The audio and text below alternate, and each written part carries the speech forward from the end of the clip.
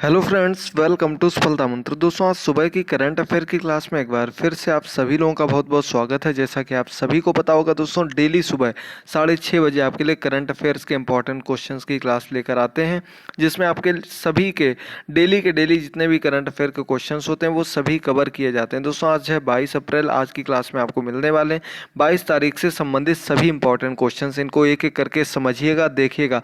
आपके आगामी सभी एग्जाम में ऐसे क्वेश्चंस पूछे जा सकते हैं जो कि आपके एग्जाम के लिए इंपॉर्टेंट हैं।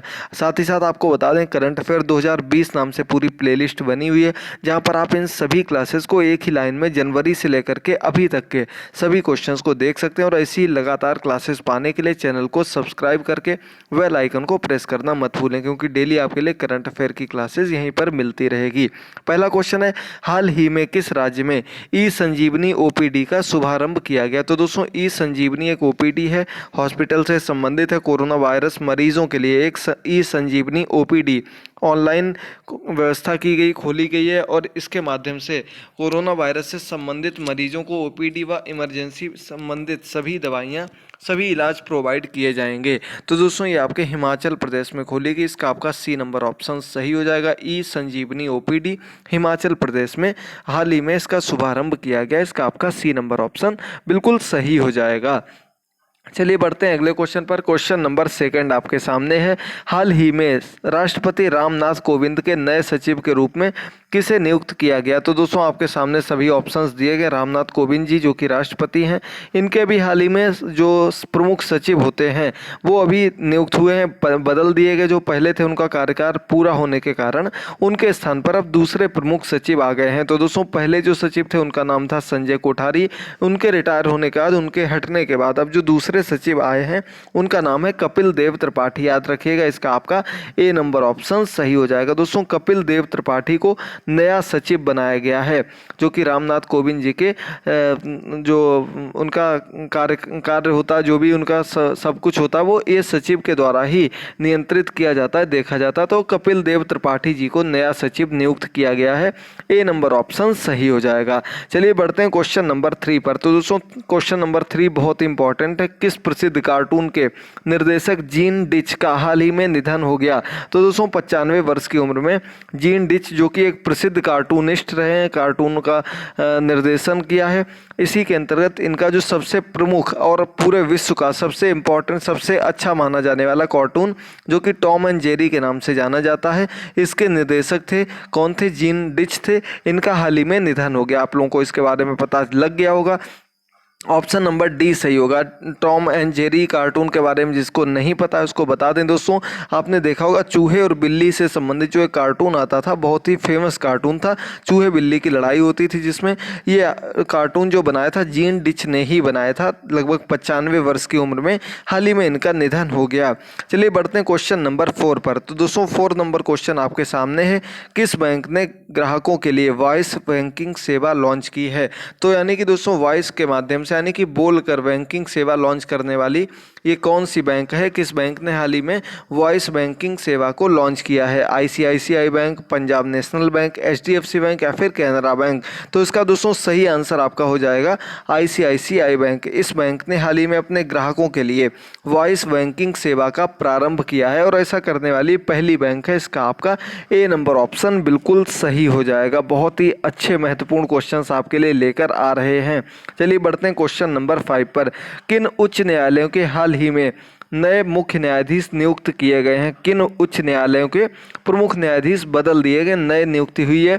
और ये कॉलेजियम का जो नियम था, कॉलेजियम के नियम के अंतर्गत ही इन न्यायाधीशों की नई नियुक्ति की गई है। तो कौन कौन से राज्य शामिल हैं इसमें जहां पर उच्च न्यायालयों में नियुक्ति हुई है? तो बॉम्बे, उड़ीसा, मेघालय या उपरोक्त सभी? तो दोस्तों, इन तीनों स्थानों पर अभी हाल ही में मुख्य न्यायाधीश की नियुक्ति हुई है, जिसमें अरविंद बोबड़े जी, जो कि सर्वोच्च न्यायालय के उच्च न्यायाधीश हैं, उनकी सहमति के बाद, उनके कहने के अनुसार जो नियम होता है उसी नियम के अनुसार इन तीनों राज्यों के नए न्यायाधीश नियुक्त कर दिए गए, जो कि इस प्रकार हैं। दीपंकर दत्त जी जो कि बॉम्बे उच्च न्यायालय के न्यायाधीश बनाए गए। विश्वनाथ सोमददर जी, ये आपके बनाए गए मेघालय उच्च न्यायालय के न्यायाधीश। और मोहम्मद रफीक जी, ये बनाए गए आपके उड़ीसा उच्च न्यायालय के मुख्य न्यायाधीश। ये कॉलेजियम नियम के अंतर्गत ही बनाए गए हैं। तो इसका आपका ऑप्शन नंबर डी सही था, जिसमें कि इन तीनों ही उच्च न्यायालयों के न्यायाधीश बदल दिए गए हैं। याद रखिएगा दोस्तों, बहुत ही अच्छे क्वेश्चंस लेकर आपके लिए डेली आते हैं और सभी क्लासेस, शाम की क्लास आपके कहे अनुसार सीटेट सुपर टेट की फिर से स्टार्ट कर दी गई। आप लोग भी अपना प्यार बनाए रहिए, क्लासेस को जरूर अधिक से अधिक संख्या में देखते रहिए, प्रत्येक क्वेश्चन को तैयार करते रहिए। डेली आपके लिए सुबह 6 बजे क्लास आती है करंट अफेयर की 6:30 बजे, और शाम को 7 बजे क्लास आती है आपकी सीटेट सुपर टेट की। उस क्लास को भी जरूर अपने दोस्तों के साथ देखिएगा, शेयर करिएगा। तो क्वेश्चन नंबर 6 आपके सामने देखिए, किस कंपनी ने दृष्टिहीन लोगों के लिए टॉक बैक कीबोर्ड विकसित किया है। तो दोस्तों, दृष्टिहीन लोग जो कि देख नहीं सकते, उनके लिए एक नया कीबोर्ड लॉन्च किया है। किस कंपनी ने लॉन्च किया है? टॉक बैक नाम का कीबोर्ड है, और ये कीबोर्ड गूगल कंपनी, जो कि बहुत बड़ी कंपनी है, और इस कंपनी ने ही टॉक बैक नाम का ये कीबोर्ड लॉन्च किया है, जिसमें कि बोलकर या फिर अन्य माध्यमों से आप अपनी टाइपिंग कर सकते हैं। जो कि दृष्टिबाधित लोग हैं, जिनको दिखाई नहीं देता, ऐसे लोगों के लिए ये एक नया कीबोर्ड लॉन्च किया गया। इसके कुछ दिन पहले हमने आपको और एक कीबोर्ड बताया था, जो कि इन्हें दृष्टिबाधित लोगों के लिए ब्रेल लिपि पर आधारित कीबोर्ड था। क्वेश्चन नंबर 7, देश का पहला पूरी तरह से कोरोना मुक्त राज्य कौन बना? तो दोस्तों, पूरे देश में, जहां पूरे विश्व में इस समय कोरोना की महामारी काफ़ी तेजी से फैल रही है, वहीं अपने देश भारत देश का एक राज्य ऐसा भी है जिसने कि अपने पूरे प्रदेश की मेहनत के साथ पूरी तरह से लॉकडाउन करके अपने पूरे राज्य को कोरोना से मुक्त कर लिया, और उस राज्य का नाम है दोस्तों गोवा। हालांकि छोटा राज्य है, सी नंबर ऑप्शन सही हो जाएगा, लेकिन पर्यटन से परिपूर्ण राज्य है। सबसे ज़्यादा पर्यटन इसी राज्य में होता है, पर्यटक लोग आते रहते हैं, लेकिन फिर भी यहाँ पर कोरोना वायरस को मुक्त घोषित कर दिया कि लगभग 7 से 8 मरीज थे, जिनको कि पूर्ण रूप से स्वस्थ करके ठीक से पूरे राज्य को कोरोना से मुक्त कर दिया गया है। और हम लोग भी ऐसी पहल करिए, आप लोग भी ऐसी पहल करिए, ताकि हमारा राज्य भी, हमारा देश भी जल्द से जल्द कोरोना से मुक्त हो जाए। हालांकि काफ़ी तेज़ी से मरीजों की संख्या बढ़ रही है, लेकिन उससे निपटने के लिए सबसे अच्छा तरीका जो है वो है लॉकडाउन, और अपनी स्वयं की जितने आप लोग अच्छे से बच सकते हैं, मास्क लगाइए, सैनिटाइज़र का यूज़ करिए, दिन भर साबुन से हाथ धोते रहिए 20 सेकेंड का समय लेकर। यही कुछ तरीके हैं जिससे कि आप लोग कोरोना वायरस से बच सकते हैं। क्वेश्चन नंबर 8 आपके सामने है, किस देश ने भारत द्वारा प्रत्यक्ष विदेशी निवेश नीति में किए गए बदलाव को WTO के सिद्धांतों का उल्लंघन करार दिया है? तो दोस्तों, एक देश ने हाल ही में, भारत ने अपने FDI का मतलब होता है फॉरेन डायरेक्ट इन्वेस्टमेंट, यानी कि विदेशी कंपनियां जो भारतीय कंपनियों में शेयर मार्केट में अपनी ओर से सीधे सीधे निवेश कर सकती हैं, उसको बदल दिया। और भारत देश ने अपने जितने भी सीमा से सटे हुए देश हैं, उन सभी देशों के लिए ये फैसला हाल ही में जारी किया, जिसमें कि कहा है कि ये बिना सरकार की परमिशन से, बिना भारत सरकार की परमिशन से अब कोई भी इस प्रकार का निवेश नहीं कर पाएंगे, जिसको लेकर चीन काफ़ी परेशान हो उठा, क्योंकि उसको ये मौका मिल गया था पूरे विश्व में अपनी बढ़त बनाने का, पूरे विश्व के शेयर मार्केट पर अपना कब्जा करने का। लेकिन भारत सरकार ने उसके इरादों पर पानी फेरते हुए कह दिया कि जो भी सीमा सटे हुए दूसरे देश हैं, वो सभी FDI के माध्यम से डायरेक्ट निवेश नहीं कर सकते हैं, जिसको लेकर वर्तमान समय में चीन नए नए सिद्धांत बता रहा है, नए नए उल्लंघन करने के मामलों को सामने दिखाते हुए ला रहा है। लेकिन ऐसा कुछ नहीं दोस्तों, भारत सरकार की ओर से लिया गया फैसला एकदम सही है, अपने देश की मदद के लिए, अपने देश को आगे बढ़ाने के लिए बहुत अच्छा फैसला है। क्वेश्चन नंबर 9 पर पढ़ते हैं।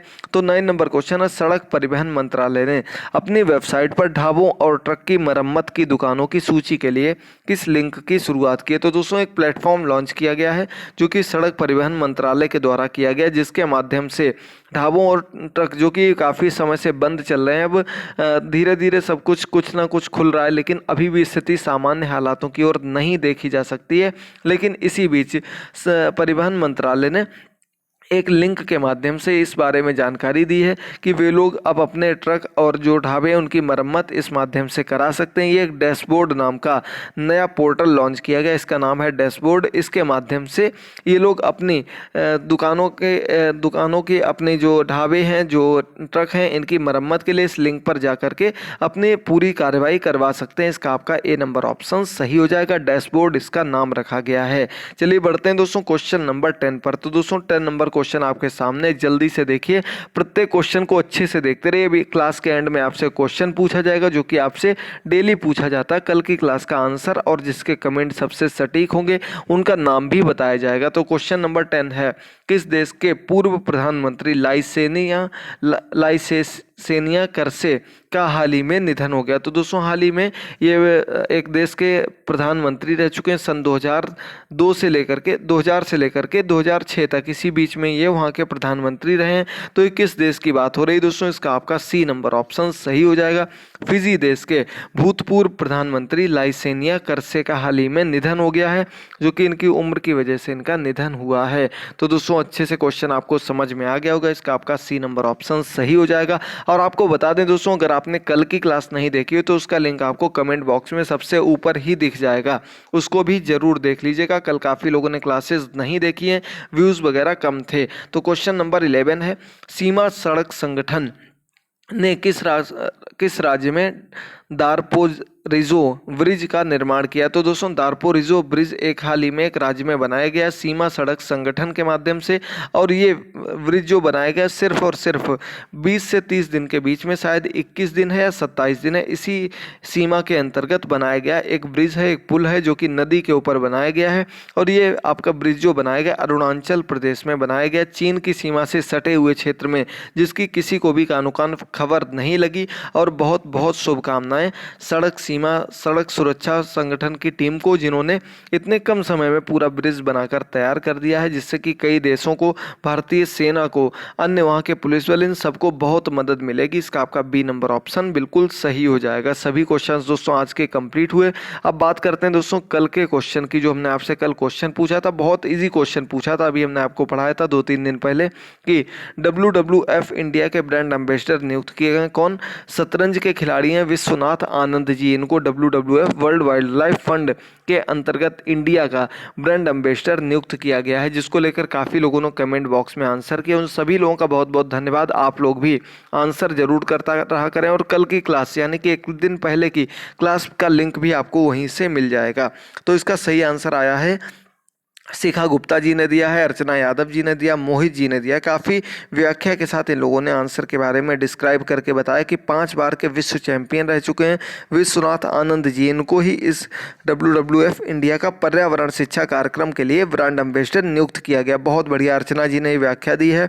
इसके अलावा मोहित जी, निशा वर्मा जी, मीनाक्षी खंडेलवाल जी, और आगे बात की जाए तो अखिलेश जी, ललिता पांडे जी, तारकेश्वर जी, ऋषभ शुक्ला जी, इन सभी लोगों का कमेंट करने के लिए बहुत बहुत धन्यवाद। आयुष पांडे जी, वीरेंद्र जी, कुशल पाल जी, विपिन जी, काफ़ी लोगों के आंसर्स आए, इनका बहुत बहुत धन्यवाद। आगे भी आप लोग ऐसे ही आंसर करिएगा। अब कल का आपके प्रश्न सामने आ चुका है, जिसका आंसर आपको कमेंट बॉक्स में देना है। आज का प्रश्न है एक्सेस कोरोना।